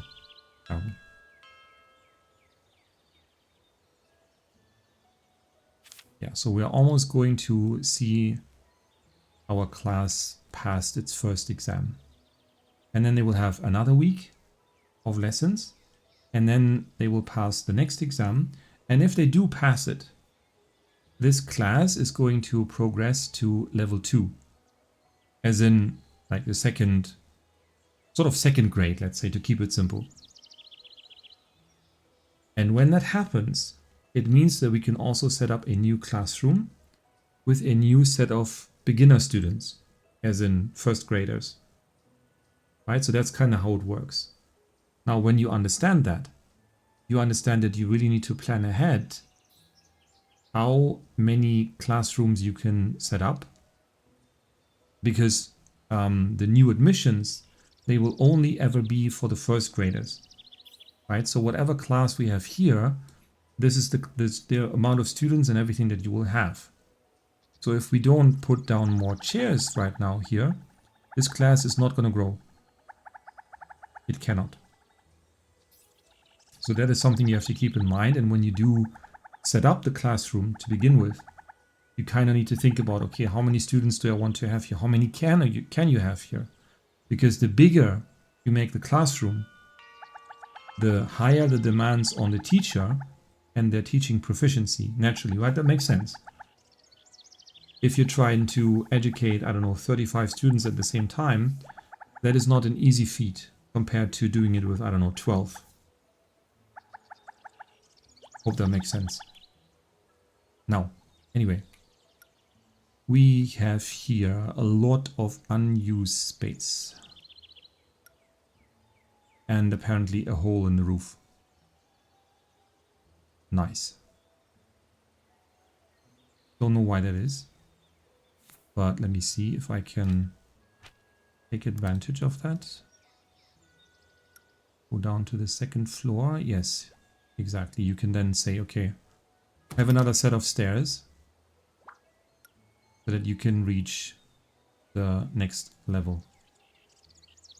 But I think now technically that means that it will rain into the building. Not good. But I think for now it's not an issue, as far as I understand. So now we can set up a nice and big employee break room. Not breaking room. Very nice and very big. Let's put it right here. Let me see how we're gonna do this.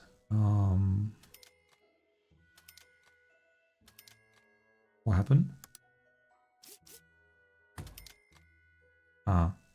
Was a bit buggy here.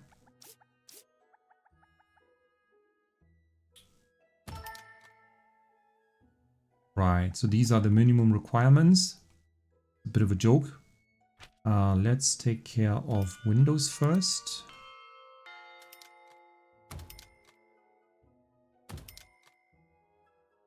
Keep it nice and bright in here. Maybe not so bright here. Yeah, but even here there should be a window. Okay, and then we can focus on the actual... We do it like this? Yeah, let's do it like this. Put a nice coffee table in between. Direction doesn't matter so much. And then... What is this anyway? A small landscape painting. We can add more of this kind of stuff later. For now... I just want to make sure that each of the teachers can actually sit. Maybe they will even have a fancy light right here. Here in the corner as well. And another one here. Why the hell not? And of course, as usual, some green to make it more appealing. Do I want it here or do I want it here? Yeah, that's nice. Okay, that's enough for now. And the playground is already done as well. Wow. Then, I think it would be wise to kind of go look ahead and unlock new kind of teaching capabilities, right? So that we have a junior humanities course, a junior science course, which will expand on the topics, or kind of after this exam that is going to happen today. No, tomorrow. Yeah. Let's start researching this. For now, we need to focus only on humanities and science because that's all the kind of students that we have, so that's fine. We also have technically a third spot for a researcher.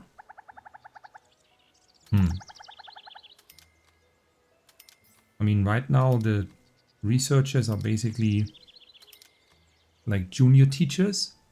They will eventually also be teaching, but for now they're only focusing on research. Let's see if there's another capable teacher here that we can get. Patrick Ross.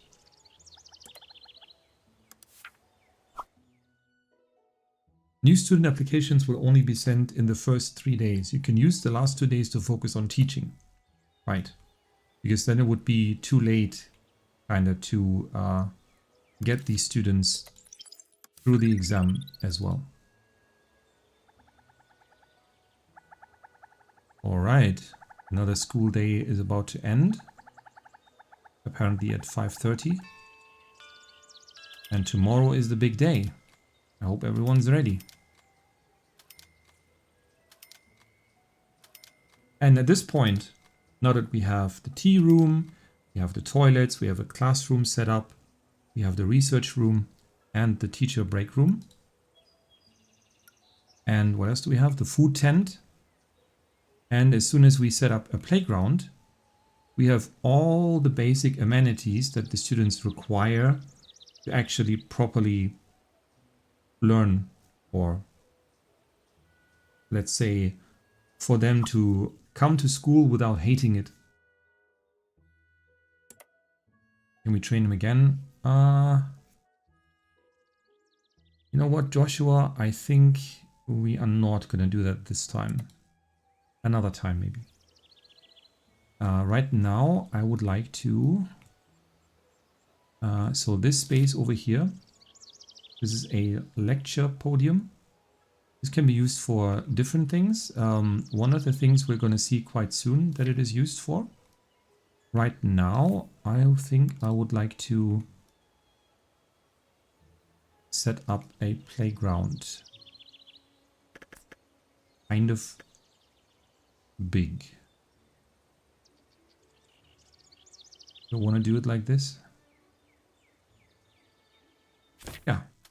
Yes, I do. We're gonna... whatever this is. A playground cattery. Of course, I mean, you can't have a playground without a cattery, can you?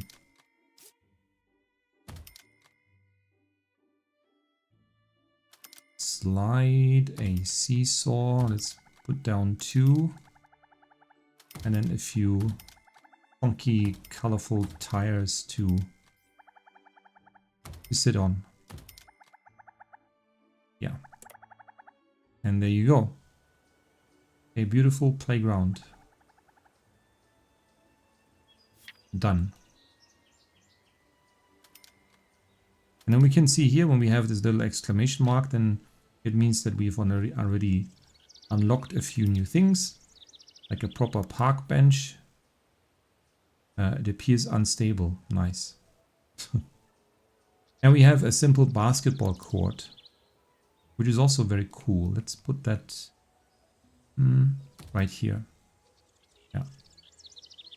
So now we have a playground and a basketball court for the older students, I guess. Okay, the weekly exam is today. After school, the students will head over to the exam venue. We still have the whole day. Remember to check on the students and rearrange courses to ensure that they can do their best.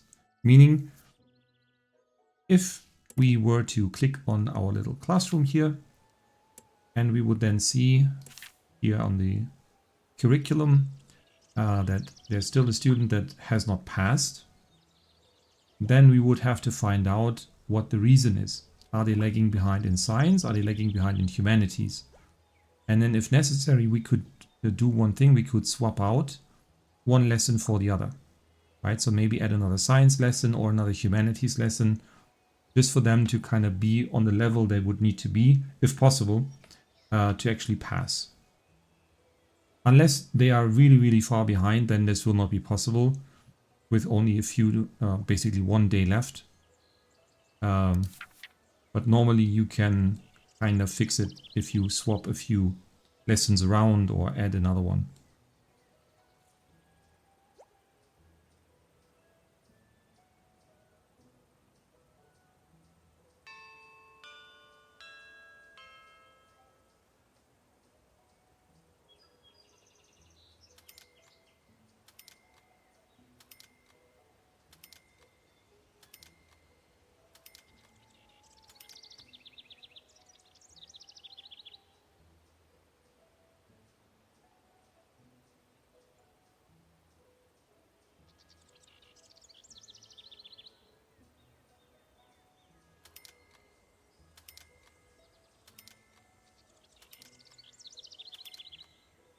Okay, we are heading towards the second period of the day.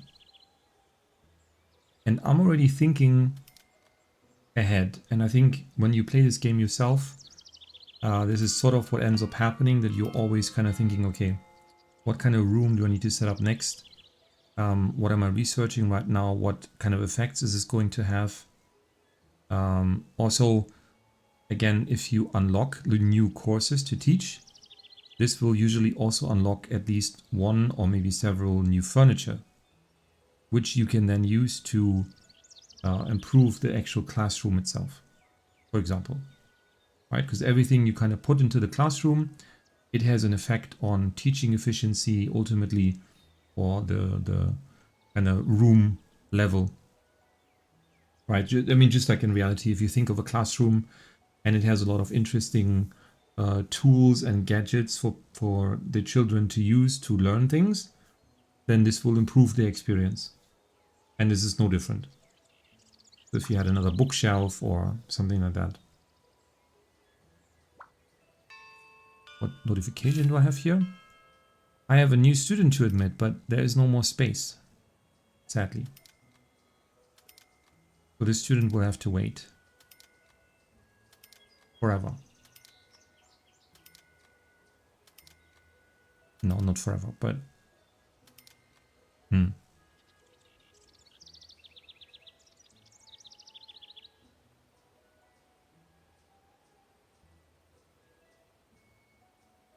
I'm now thinking, how is it going to be in the second week, actually? So when the students have taken their first exam, but they're still first graders, technically. Can I still admit more students? I'm actually not sure, now that I think about this. Let me see. If we wanted to edit the classroom, we can do that by clicking here. And then we could add a few more desks. Just one more row. So technically then we could still admit a new student. Wait, did that work? No, it didn't. See, that's something that I find really annoying. That really bothers me, that it's so complicated. Okay, but this new student immediately is going to pass as well. That's a bit not logical, but fine. And then I'm curious if we can admit even more new students, even after this weekly exam. Okay. Oh my god, it's been almost 2 hours. That is going to be a huge video file. Yeah, the future episodes, I think I'm going to keep them a little shorter. And as usual, around 1 hour. Maybe a little less. As we slowly progress through the school years. And everything that you see right now is all subject to change. I may twist things around, or definitely we're going to increase the building size eventually because we have to make space. Yeah, but this is all kind of for the next episode. So let's just see what happens when people, sorry, not people, students actually take their first exam. We're going to continue with the science, of course. The science, the research. It's already been too long. 2 hours of recording already fries my brain. Fourth period, and then again they have recess. Actually, I've never clicked on this. But then you can kind of see what goes on in the classroom, what kind of business they have going on there, when do they do research. Even the food tent has certain breaks. The headmaster, actually we have 4 breaks in a workday, that's a lot of breaks. Oh, they're gaming again. Of course they are.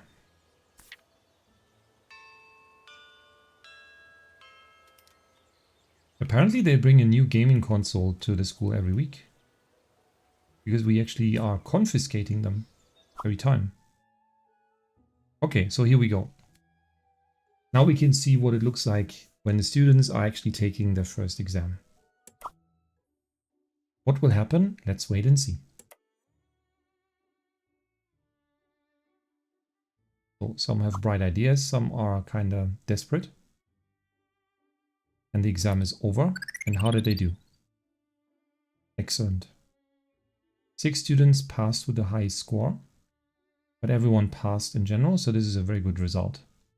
You can then see kind of who did what, full marks. These only passed. I mean, in some cases, I think we admitted them quite late, so this makes sense.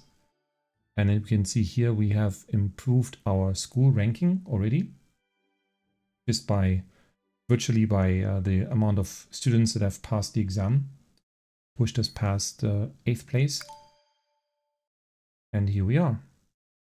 And then we can see here what kind of monetary rewards we get, how many contribution points, etc., which we can then reinvest into the district where we are educating the students. Right, and for every round of exams that are passed as well, the district or community, if you want to call it that, it gains reputation, or we gain reputation with the district, the community. Oof. Complicated, but you see how it works now, I think. Our students are super smart. Nice job. Thank you.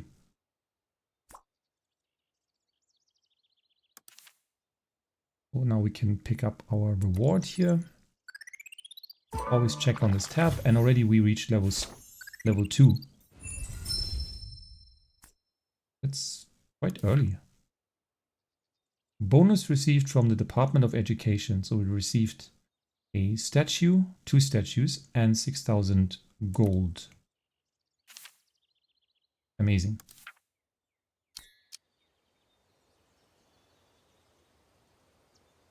Okay. But let's pause here. It has been over 2 hours. A very, very long first episode of Let's School. I hope it was, well, entertaining to watch, and it somewhat made sense. I hope the basic principles of how it works are clear. Of course, if some of you have already played the game, feel free to share your experiences. If you have some feedback, some things I could have done better, I'm sure there's lots of things. Feel free to share them in the comments. Always looking forward to reading comments. It's a really cool thing. You know, I always thought like, oh, YouTube comments, you know, they have a certain reputation. But as a content creator, it's actually really fun to see like, oh, there's a new number. And, you know, of course, then you see the same people writing several times and you're like, oh, cool. You know, they're actually watching my content. And that is very, very motivating. So please, whatever you want to say in the comments, whether it's constructive and nice or not so nice and mean, go ahead and write it, whatever. Yeah. Now that being said, as always, thank you guys for watching, and I'll see you in episode 2 of Let's School.